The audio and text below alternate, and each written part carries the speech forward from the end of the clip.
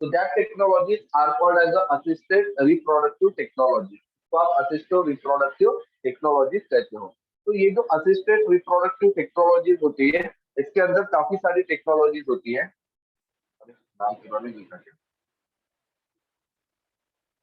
assisted reproductive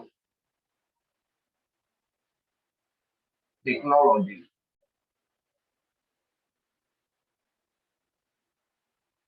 ठीक है। तो ये वो टेक्नोलॉजी होती है जिसकी बदौलत आप आर्टिफिशियली कंसीव कर सकते हो, ठीक है। तो इट इंक्लूड्स, अब इसके अंदर काफी सारी मेथड्स होती है, ठीक है। वो सारी मेथड्स के नाम आप लोग को ध्यान में रखने हैं, और फिर वो सारी की सारी मेथड्स में क्या क्या होता है वो भी आप लोग को ध्यान में रखना है। तो सबसे पहला जो मेथड होता है that is called as IVF, ठीक है। आईवीएफ का लॉ फॉर्म होता है इन विट्रो फर्टिलाइजेशन।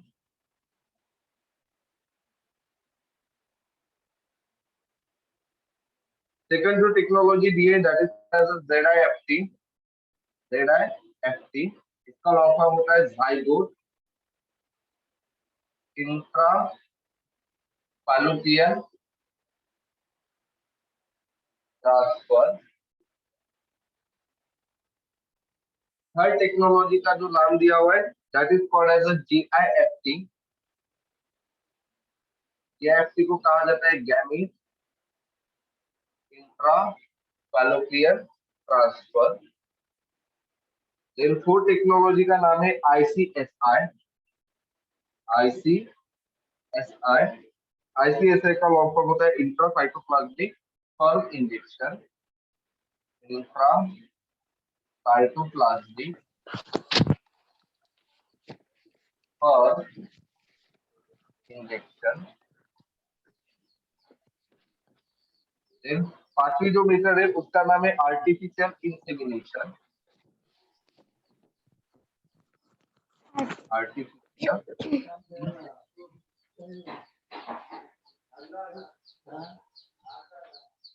देन छठी जो टेक्नोलॉजी है उसका नाम है IUI। IUI का लॉन्ग फॉर्म होता है इंट्रायूटेराइन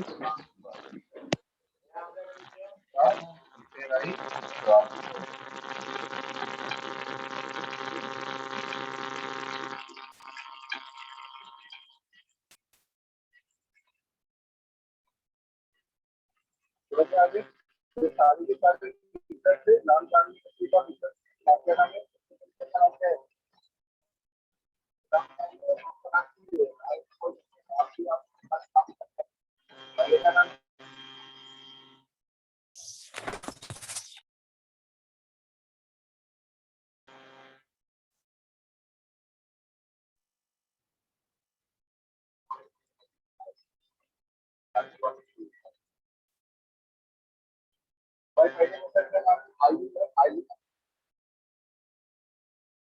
सर आपकी आवाज नहीं आ रही। फर्टिलाइजेशन में क्या होता है आप लोग को नाम नहीं ध्यान में, नाम से ही ध्यान में आना चाहिए। फर्टिलाइजेशन मतलब होता है जब एक और स्पर्म क्या किया जाता है, फ्यूज किया जाता है। इन विट्रो का मतलब होता है outside the body.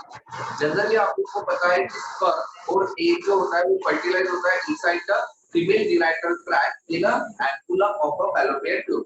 Ampulla of fallopian tube को हम क्या कहते हैं, साइट ऑफ फर्टिलाइजेशन कहते हैं, बराबर है। बट क्या होता है कभी कभार काफी सारे दिक्कतों की वजह से ये सारे के सारे जो कॉजेज थे, इन सारे कॉजेज की वजह से वहां पर फर्टिलाइजेशन पॉसिबल नहीं हो सकता है। तो ऐसे टाइम में क्या किया जाता है कि जो फीमेल होती है, ठीक है, और जो मेल होता है, तो फीमेल से आप लोग क्या करेंगे, एक को कलेक्ट करेंगे और मेल से स्पर्म को कलेक्ट करेंगे। फिर इन दोनों को क्या करेंगे, एक पर्टिकुलर टेस्ट ट्यूब में डाल देंगे और फिर क्या करोगे, टेस्ट ट्यूब में डाल दोगे और फिर इस टेस्ट ट्यूब को आप क्या करोगे, साइमुलेटेड कंडीशन प्रोवाइड करोगे। साइमुलेटेड कंडीशन का मतलब क्या होता है कि जैसे हमारे फैलोपियन ट्यूब में एनवायरनमेंट होता है, ठीक है, जो कोई भी उसका पीएच होता होगा, जो कोई भी उसका टेम्परेचर रहता होगा, ठीक है, जो कोई भी उनका नेचर रहता होगा, आजू बाजू का ह्यूमिडिटी, न्यूट्रस वगैरह वगैरह सारी चीजें, ठीक वैसी कंडीशन इसको दी जाती है, उसको कहा जाता है साइमुलेटेड कंडीशन। तो साइमुलेटेड कंडीशन उनको प्रोवाइड की जाती है, तो फिर क्या होता है, इन लोगों का फर्टिलाइजेशन हो जाता है और फर्टिलाइजेशन के बाद में आप लोगों को पता है कि जाइगोट तैयार हो जाता है और जाइगोट जो होता है फिर वो मल्टीप्लाई होता है, पहले 2 सेल्स से 4 सेल स्टेज और 8 सेल स्टेज तक। तो फिर ये जो जाइगोट होता है वो 8 सेल स्टेज तक जब पहुंचता है, फिर इसको क्या किया जाता है, वापस एक बार फैलोपियन ट्यूब में इंसर्ट किया जाता है। फैलोपियन ट्यूब में क्या किया जाता है, ट्रांसफर किया जाता है, ठीक है। और फिर उसको क्या होता है, नेचुरली कंज्यूम होने देता है, ठीक है। समझ में आ गया क्या होता है स्पोर और प्रोसेस में? हाँ सर। हेलो, समझ में आया नहीं आया? आया सर।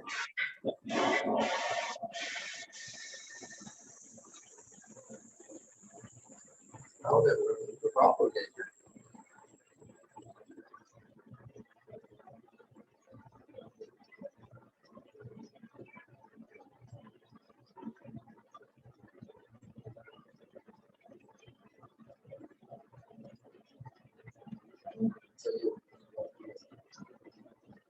तो ये होता है इन विट्रो फर्टिलाइजेशन। अब सेकंड होता है जेरा एफटी, ओके। तो जेरा एफटी क्या होता है? अब जेरा एफटी में आप लोगों को नाम से ही समझ में आ रहा है कि क्या होता है, क्या होता है यहाँ पर?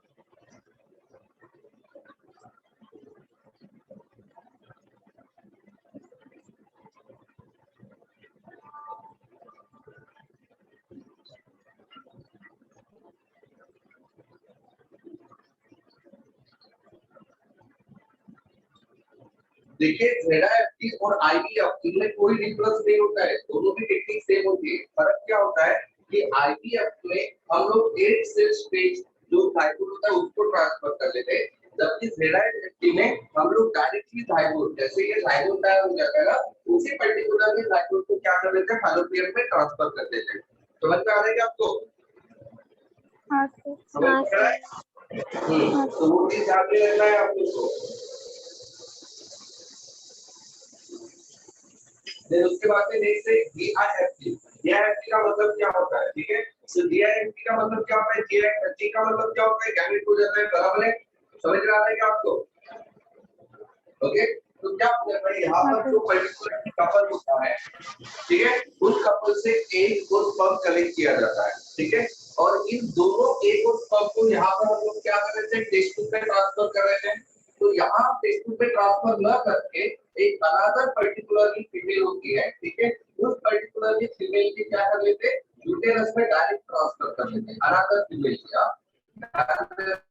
ये अनदर फीमेल है, इस अनदर फीमेल के यूटेरस में फैलोपियन ट्यूब में क्या कर लेते हैं हम लोग, एक और स्पर्म जो होता है, जो कपल होता है जो कंसीव नहीं कर पाते हैं, ठीक है, जब उन पर्टिकुलरली कपल्स का एक और स्पर्म को लेकर एक थर्ड फीमेल जो होती है उसके फैलोपियन ट्यूब में डाला जाता है। फिर ये पर्टिकुलरली फीमेल में क्या हो जाता है, इसका फर्टिलाइजेशन हो जाता है, और फर्टिलाइजेशन के बाद में जाइगोट होता है, और जो बेबी होती है वो पर्टिकुलरली इस पर्टिकुलरली फीमेल से बर्थ होता है। ओके। तो इस तरह से देखा जाए तो ये जो मदर है ये बच्चे को जन्म दे रही है, बराबर है। मतलब ये वाली जो मदर है, ठीक है, ये क्या कर रही है, बच्चे को जन्म दे रही है, लेकिन एक्चुअल में मदर इसकी ये है, मतलब इसको हम कहते हैं बायोलॉजिकल मदर। ये वाली कौन सी मदर होती है, उसकी बायोलॉजिकल मदर। जबकि ये वाली जो मदर होती है इसको सिंपली आप मदर कहेंगे। तो यहाँ दो टाइप की मदर हो जाएगी, एक मदर वो होगी जो बच्चे को जन्म देगी, एक्चुअली ये जो बच्चा है ये बच्चा इन कपल्स का है, ये वाली उसकी बायोलॉजिकल मदर होती है। समझ में आ रहा है? तो ये जो पर्टिकुलरली प्रोसेस होता है, इस पर्टिकुलरली प्रोसेस को आप सरोगेसी कहते हैं, सरोगेसी। ओके। मतलब क्या होता है, काफी सारे इंडिया जो है, इंडिया एक सबसे बड़ा मार्केट होता है सरोगेसी का, पता है। जो फॉरेन के कपल्स होते हैं जो फर्टाइल होते हैं, वो जो कपल्स होते हैं वो क्या करते हैं, बेबी को नेचुरली बर्थ को प्रोड्यूस करने के लिए काफी सारे लोग इस वाले टेक्निक को मना कर देते हैं, ठीक है ना। या फिर आपको पता है कि बाहर कंट्री इंडिया में भी क्या हो गया कि वो जो होता है सेक्शन 373 ना, जिसमें होमोसेक्सुअल वाले लोगों को भी अलाउड है आजकल, ठीक है ना। तो वैसे वो वाले जो कपल्स होते हैं अगर वो बच्चा पैदा करना चाहते हैं तो उनके लिए भी ये वाला जो प्रोसेस होता है सरोगेसी का, उसको इस्तेमाल किया जाता है। समझ में आ गया आपको? हाँ सर।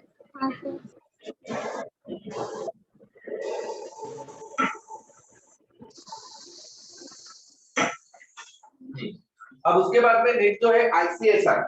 आईसीएसआर में क्या होता है, इंट्रासाइटोप्लाज्मिक स्पर्म इंजेक्शन, नाम से समझ में आना चाहिए कि ये एक है क्योंकि आपको पता है एक में सेकेंडरी oocyte होता है, बराबर है, या फिर आप उसको क्या कहते हैं, न्यूक्लियस जो कहते हैं, ठीक है, सेकेंडरी oocyte, बराबर है। तो आप क्या करोगे, इंजेक्शन से, एक पर्टिकुलरली इंजेक्शन से आप क्या करोगे, इस पर्टिकुलरली साइटोप्लाज्म पे होता है एक का, ठीक है, ये एक है और ये एक का साइटोप्लाज्म होता है।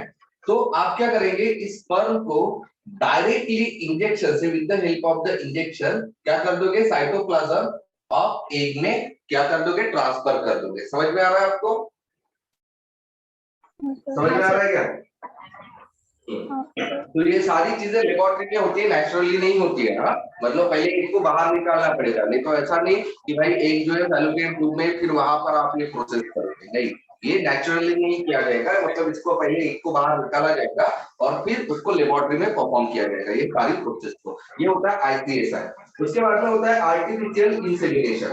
तो आर्टिफिशियल इंसेमिनेशन में क्या हो जाता है, काफी सारे मेल ऐसे होते हैं जिनमें स्पर्म जो काउंट होता है वो काफी कम होता है, मतलब जो नॉर्मल स्पर्म होना चाहिए उससे काफी कम नॉर्मल स्पर्म जो होते हैं वो रिलीज होते हैं। तो ऐसे टाइम पर क्या किया जाता है, वो जो मेल पार्टनर होता है उससे वो स्पर्म को कलेक्ट किया जाता है। क्या किया जाता है, उसको कलेक्ट किया जाता है और फिर उस पर्टिकुलरली स्पर्म का क्या किया जाता है, आर्टिफिशियली इंट्रोड्यूस किया जाएगा सर्विक्स ऑफ द फीमेल में। ओके, मतलब वो स्पर्म जो रहेंगे वो कलेक्ट करेंगे और with the help of injection और सम अदर इंस्ट्रूमेंट उस पर्टिकुलरली स्पर्म को क्या करेंगे, सर्विक्स जो रहेगा उसमें ट्रांसफर कर देंगे। ठीक है, समझ में आ रहा है आपको क्या होता है? तो हाँ सर, समझ में आ रहा है ना? हाँ सर। हाँ, तो वो जो प्रोसेस होता है वो प्रोसेस ये होता है, कौन सा, आर्टिफिशियल इंसेमिनेशन। इंसेमिनेशन मतलब आपको पता है deposition of sperm into the service of the vagina, बराबर है, वजाइना में होता है। तो क्या हुआ, क्या हुआ?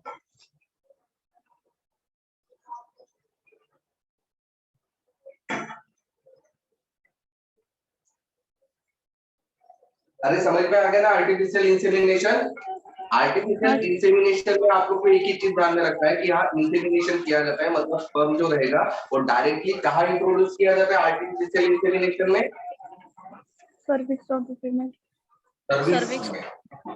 हाँ, अब लास्ट वाला है intra uterine transfer. Intra uterine transfer में भी यही होता है, आर्टिफिशियल इंसेमिनेशन में ही होता है, बट फर्क यहाँ होता है कि यहाँ पर जैसे सर्विक्स में किया जाता है तो यहाँ डायरेक्टली यूटेरस में किया जाता है। समझ में आ रहा है, बस यही फर्क होता है। Got it? Yes sir. Got it? हाँ, तो ये सारे के सारे प्रोसेसेस होते हैं जिसको हम कॉमनली ART कहते हैं। क्लियर है? ART समझ में आ गया? सर। ओके, अब हम चलते हैं नेक्स्ट टॉपिक पर। नेक्स्ट टॉपिक का नाम है स्पर्म बैंक। अब सारे खत्म ही हो गया इसमें, ठीक है। तो स्पर्म बैंक क्या होता है, तो आप लोगों को समझ में आ जाना चाहिए स्पर्म बैंक क्या होता है। कि स्पर्म बैंक या semen bank is a place which collect, stores and provide the human sperm और द सीमेन। ठीक है, जो क्या कर लेते हैं, कलेक्ट करते हैं, स्टोर करते हैं एंड प्रोवाइड करते हैं, किसको, ह्यूमन स्पर्म और सीमेन, ह्यूमन स्पर्म और सीमेन। इसको वो क्या कर लेते हैं, पहले तो कलेक्ट करते हैं, स्टोर करते हैं और फिर जब जरूरत पड़े तब उसको प्रोवाइड करते हैं। तो अल्टीमेटली जो पर्टिकुलरली मेल, ठीक है, पर्टिकुलरली मेल जो स्पर्म को डोनेट करता है उसको हम कहते हैं स्पर्म डोनर। आप लोगों ने एक मूवी देखी है क्या, विकी डोनर नाम की, आयुष्मान खुराना की? हाँ, आयुष्मान खुराना की, आयुष्मान खुराना पता है? अच्छा, आयुष्मान खुराना पता है या नहीं? पता है ना? आयुष्मान खुराना की एक मूवी विकी डोनर। ओके, इसका एक गाना भी है, आप लोगों ने सुना भी होगा, पानी दा रंग देखो अख नाना।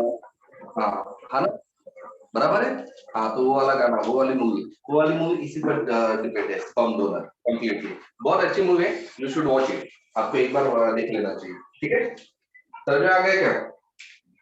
हाँ सर। The latter of, यहाँ पर जो स्पर्म को स्टोर किया जाता है, the sperms are stored by the method of cryopreservation। जो मेथड यूज किया जाता है स्टोरिंग के लिए, उस मेथड का नाम है क्रियोप्रिजर्वेशन। क्रियोप्रिजर्वेशन मतलब काफी लो टेम्परेचर पर चीजों को स्टोर करना। काफी लो टेम्परेचर पर क्या किया जाता है, स्पर्म को वहां पर स्टोर किया जाता है। That method is called as a cryopreservation. समझ में आ रहा है? हाँ सर। हाँ सर। तो ये हो गया हमारा स्पर्म बैंक। अब नेक्स्ट जो टॉपिक है वो है अडॉप्शन। हमें अडॉप्शन क्या होता है पता ही है ना? अडॉप्शन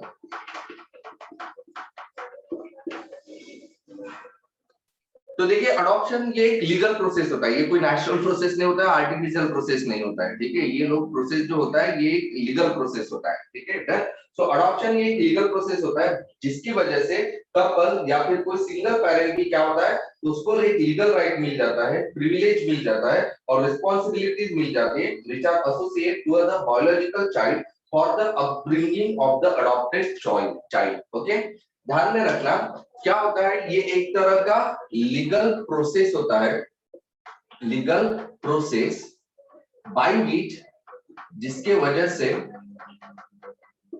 अ कपल या फिर सिंगल पेरेंट, कपल या फिर सिंगल पेरेंट जो होता है उनको गेट्स, ठीक है, उनको लीगल राइट्स,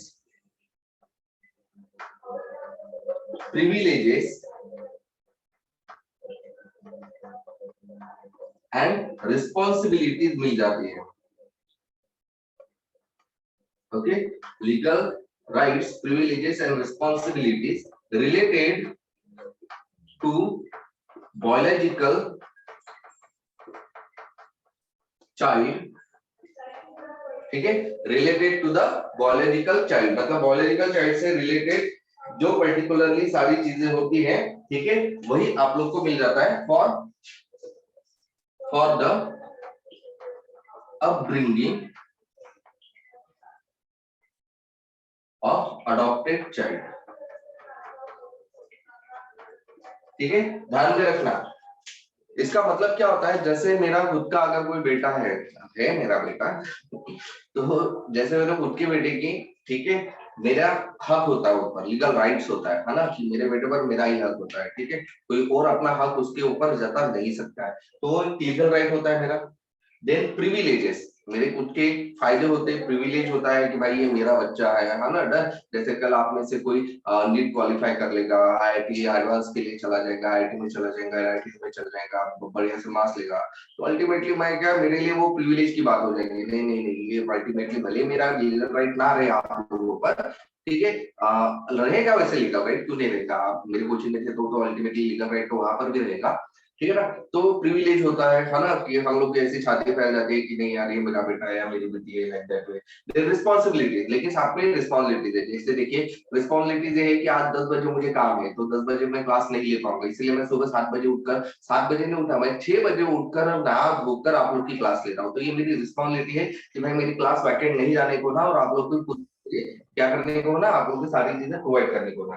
तो ये जो सारी चीजें होती है ये बायोलॉजिकल चाइल्ड के साथ रिलेटेड होते हैं। अब यही चीजें एडॉप्टेड चाइल्ड के साथ भी रहेंगे, ठीक है, और उस एडॉप्टेड चाइल्ड के क्या करने के लिए, अपब्रिंग, मतलब उसको बढ़ाने के लिए, ठीक है, उसका पालन पोषण करने के लिए मुझे कुछ लीगल राइट, प्रिविलेजेस और रिस्पॉन्सिबिलिटीज मिलेंगे बाय द लीगल प्रोसेस, उसी को हम कहते हैं अडॉप्शन। तो adoption is a simple legal process by which the couple और the single parent gets the legal rights, privileges and responsibilities which are associated with the biological child for, ये सब किसके लिए मिल रहे हैं, for upbringing the adopted child। get it? समझ में आ गया adoption की definition? हाँ, अब भाई अडॉप्शन जो रहेंगे, जो अडॉप्ट पेरेंट जो रहेंगे, ठीक है, डन, या फिर जो सिंगल पेरेंट रहेंगे, तो अडॉप्टेड पेरेंट कैसे होने चाहिए, कैरेक्टरिस्टिक्स क्या होने चाहिए, ठीक है ना। तो भाई सबसे पहले तो मेडिकली फिट होना चाहिए, जैसे मैं हूं, मेरे को अगर कोई अडॉप्शन लेना है, अडॉप्ट करना है बच्चे को, तो सबसे पहली तो चीज है कि मैं मेडिकली फिट होना चाहिए। क्यों? क्योंकि भाई मैं खुद ही फिट नहीं रहूंगा तो मैं बच्चे को क्या पालूंगा, सही है। और सेकंड कि भाई फाइनेंशियल भी वीक नहीं होना चाहिए, अगर मेरा खुद के खाने के वादे तो मैं बच्चे को पाल सकूंगा क्या, बिल्कुल नहीं पाल सकूंगा। तो ये दो चीजें तो बहुत ही इंपॉर्टेंट है, एक तो मेडिकल फिट होना चाहिए पेरेंट, और दूसरा वो फाइनेंशियली वीक नहीं होना चाहिए, ठीक है, डन। लेटर ऑन, उसके बाद में देखिए कि जो आप अगर 21 साल या ऊपर की एज होगी तो आप अडॉप्शन कर सकते हो, अडॉप्ट कर सकते हो बच्चों को, ठीक है। मतलब अडॉप्शन के लिए एक मिनिमम एज निर्धारित की गई है, that is the 21 year. But maximum age वहां पर क्या की गई है, मतलब निर्धारित नहीं की गई है कि भाई आप लोग की एज मैक्सिमम 60 होनी चाहिए, उसके बाद में आप ऑर्डर नहीं कर सकते, ऐसा कुछ भी नहीं। लेकिन मिनिमम एज आप लोग की रखी है। मिनिमम एज कितना रखा गया है? 21 एज, जो आप लोग को ध्यान में रखना है। क्लियर है? क्लियर है? हाँ सर। तो ये हो गया अडॉप्शन। अब अडॉप्शन के बाद में हमारा लास्ट टॉपिक बच जाता है। लास्ट टॉपिक जो है that is the use of drugs and alcohol और effect of drug and alcohol, effect of drugs and alcohol on fertility. ठीक है, तो आप लोगों को पूछा गया है कि भाई ड्रग्स और अल्कोहल का इस्तेमाल करने से फर्टिलिटी के ऊपर फर्क पड़ता है या नहीं पड़ता है। तो बताइए क्या लगता है आप लोग को, फर्क पड़ता होगा या नहीं पड़ता होगा? पढ़ता हाँ है हूँ। ना, आपको पड़ता है। ठीक है, तो जाहिर सी बात है drugs and alcohol have the effect on the fertility. ठीक है, तो जैसे कौन कौन से इफेक्ट है वो यहाँ पर दिए हुए हैं। सबसे पहला दिया हुआ है कि स्मोकिंग ऑफ टोबैको, marijuana, ठीक है, and other drugs causes infertility, causes infertility in both males and females, in both males and females। तो ये सारी जो चीजें होती है जैसे टोबैको, मरीजुआना या फिर अदर ड्रग्स, ओके, इन सबके स्मोकिंग की वजह से इनफर्टिलिटी हो जाती है मेल और फीमेल दोनों में भी। देन निकोटीन, निकोटीन क्या करता है? तो देखिए आप लोग को पता है कि जनरली टोबैको जो होता है उसके अंदर निकोटीन होता है। तो निकोटीन क्या कर लेता है? निकोटीन का इफेक्ट ये होता है कि ये प्रोडक्शन ऑफ स्पर्म को ब्लॉक कर देता है, block the production of sperm. पहली चीज तो ये वो कर लेता है कि स्पर्म के प्रोडक्शन को ब्लॉक कर देता है। और सेकंड जो चीज होता है वो ये करता है कि टेस्टिस के साइज को कम कर देता है, साइज को कम कर देता है, decrease the size of testis, जिसकी वजह से टेस्टिस जो रहेगा वो स्पर्म भी कम प्रोड्यूस करेगा। ठीक है, जिसकी वजह से इनफर्टिलिटी हो जाती है। देन नेक्स्ट जो दिया हुआ है अल्कोहलिज्म। ठीक है, सो अल्कोहलिज्म की वजह से क्या हो जाता है? टेस्टोस्टेरोन के सिंथेसिस में इंटरफेरेंस आ जाता है और स्पर्म काउंट पर भी इफेक्ट हो जाता है। ठीक है, तो नेक्स्ट है अल्कोहल इन मेल। ठीक है, सो अगर अल्कोहल कंटिन्यूअसली पिया जाता है मेल्स लोग, ठीक है, तो इनमें क्या हो जाता है, जो सिक्रेशन होता है, decrease the secretion of testosterone. ठीक है, टेस्टोस्टेरॉन का सिक्रेशन जो है वो काफी कम हो जाता है, as well as decrease the count of sperm, और जो स्पर्म का काउंट होता है वो भी कम हो जाता है। तो ये दोनों प्रॉब्लम हो जाती है because of the alcoholism in the male. And finally है कोकेन एंड marijuana। ठीक है, डन। तो वो क्या कर लेता है? ठीक है, सो कोकेन एंड marijuana, ठीक है, सो कोकेन एंड marijuana ये नाम के जो ड्रग्स रहते हैं ये टेम्परली रिड्यूस कर लेते हैं। ठीक है, ध्यान में रखना परमानेंट नहीं बट टेम्परली। सो ये टेम्परली रिड्यूस करते हैं number and quality of sperm.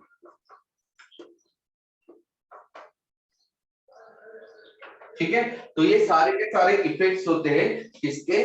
Drugs और अल्कोहलिज्म के on the fertility of the male and the female. Got it? समझ में आ गया? हाँ सर। हाँ, तो यहाँ पर ये जो चैप्टर है हमारा खत्म हो जाता है। ठीक है, रिप्रोडक्शन नाम का जो चैप्टर है, ठीक है, वो हमारा खत्म हो चुका है यहाँ पर।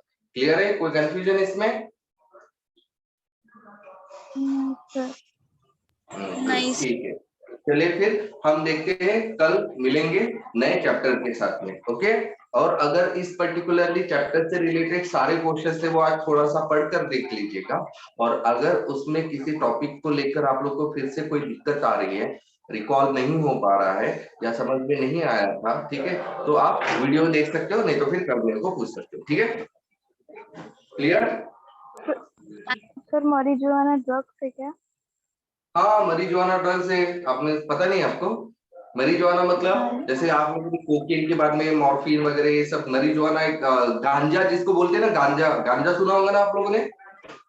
हाँ। हाँ, वो गांजा जो होता है उसको marijuana कहा जाता है। ठीक है। ओके, हाँ। और कोई डाउट? और कोई डाउट वाली तो कोई चीज नहीं, ये सारे एआरटी समझ में आ गए ना, associated reproductive technology, assisted reproductive. हाँ सर। ठीक है, नाम ध्यान में रखो, नाम से ही आप लोग के इसके काम ध्यान में आ जाएंगे, जैसे कि मैंने कहा। Okay okay sir. Okay, that's all for today, see you. और देखिए केमिस्ट्री की जो क्लास है ना, मैं 10 बजे नहीं लूंगा, ठीक है, वो हो सकता है कि मैं 12 बजे या 1 बजे या फिर 11 बजे कभी भी ले सकता हूँ, ठीक है, क्योंकि आज थोड़ा सा काम है। आपको पता है नए बैच के लिए एडमिशन स्टार्ट हो चुके हैं, तो पेरेंट्स वगैरह मिलने आ रहे हैं, तो दैट्स व्हाई मुझे वहां पर जाना है। और आपके कोई जान पहचान वाले होंगे तो उनको बोल दीजिए जल्दी से एडमिशन लेने के लिए, क्योंकि अपने एडमिशन स्टार्ट होकर अपने क्लासेस भी नए वाली बैच के 17 तारीख से स्टार्ट कर रहे हैं हम लोग। ओके, हाँ सर। हाँ सर। हाँ सर। चलिए फिर मिलते हैं, बाय बाय। बाय। बाय।